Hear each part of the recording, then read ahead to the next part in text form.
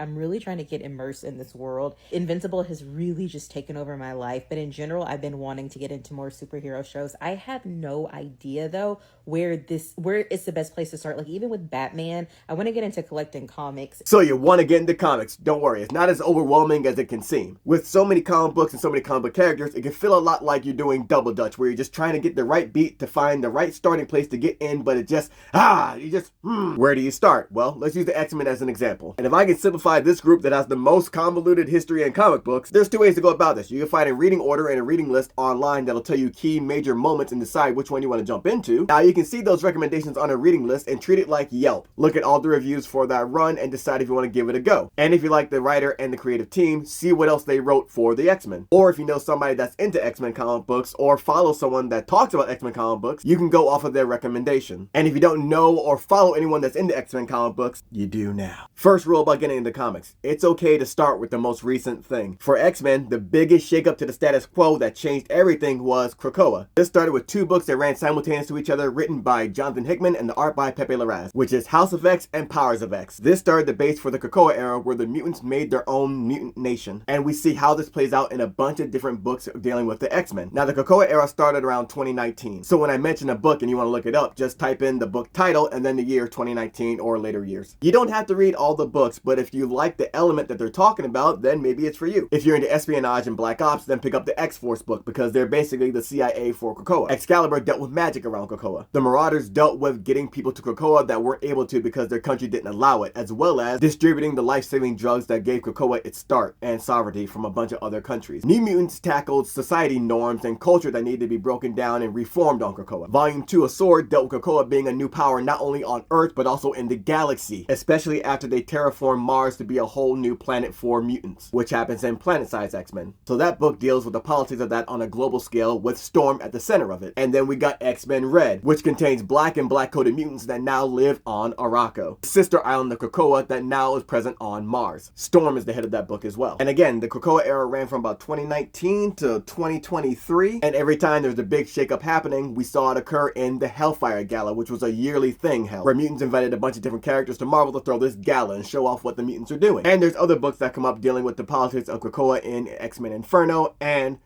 Immortal X-Men. To get a good sense of this new age on Krakoa, I recommend reading the main X-Men title, Marauders, Volume 2 of Sword, Immortal X-Men, and X-Men Red, because we've been wanting black and black-coded mutants for a long-ass time, and Al Ewing and Stefano Casilli delivered. And a book that should be mentioned is Sabretooth and the Exiles, because that dealt with imprisonment on Krakoa and how that was handled/mishandled. Now, with all the information I just gave you, it can feel like a lot, but it's really just like an old-school Goosebumps Choose Your Own Adventure. House of X, Powers of X, and X-Men are the main titles. All the other titles I mentioned branch off to different elements of Krakoa at the center. You don't have to go through everything, and you gotta be okay with knowing that you won't know everything. Now, someone like me, I can never be okay with that. But think of this like a three-tier cake. We're starting at the top, we're cutting through the icing, and if you want to go a little deeper, then we're getting to the middle. And to me, this middle tier is the 2000s runs of the X-Men. We got the Grant Morrison run, which introduced the second mutation, as well as the tragedy of Genosha, along with the Astonishing X-Men run that added more lore to these guys defending a world that fear and hates them. In this run, Cyclops was handling the optics like, yo, the world's gonna see us as heroes. He was basically giving an overhaul to their image. And then there's Uncanny X-Men. In 2009, they went through a Utopia era. Think of this like pre-Krakoa. And when that didn't work out, we then see Scott becoming way more militant in the following years of Uncanny X-Men. I believe this is pre-all-new X-Men era, around 2012. Now, the middle tier built upon the foundation. When you make a deeper incision and get down to that bottom tier, this is the foundation of the X-Men. This is the Chris Claremont run of X-Men that ran from 1975 to 1991. This run revitalized X-Men and gave us the X-Men you know today. Not just the famous X-Men, but the X-Men tackling politics. Yes, comics are political. Essentially, Stan Lee made the X-Men a hot line.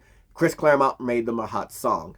Also, this is a 16-year run. You don't have to read every single issue all at once. You can pick and choose which stories to check out. Think of catching up on back issues of comics like The Giving Tree. You read what you can handle, you go away, you come back when you're ready for more. Now, I'm not saying that my way is the correct way or a definitive way. I'm just giving you an example of how to break in. Other folks might have different ways of breaking in or different books to break into X-Men. Think of this like Dungeons and Dragons, and the person giving you the suggestions and recommendations is the Dungeon Master. They've organized these stories into a narrative for you to follow. And when you feel comfortable, you can branch out on your own and check out different runs that you think you might be interested in. Top thing to remember of all the things I've told you is get familiar with the creative team, the writer, the artist. If you fuck with them, follow them, because they might do a run on X-Men and then come back years later, or have different mini events. And don't be intimidated when you see like Uncanny X-Men issue number 583, the original numbering. It's kind of rare to see that nowadays because they always start with new number ones to get new readers jumped in. I got my own views on always doing a bunch of new number ones, but I might not like it, but I understand it because the goal is to get new people in, and I'm all here for that. I hope this recommendation helps you find it easier to break into X-Men as well as other comic books, because the same mentality applies. And my hope is that people in the comments suggest entry points for people to jump into X-Men, or list their favorite runs of X-Men or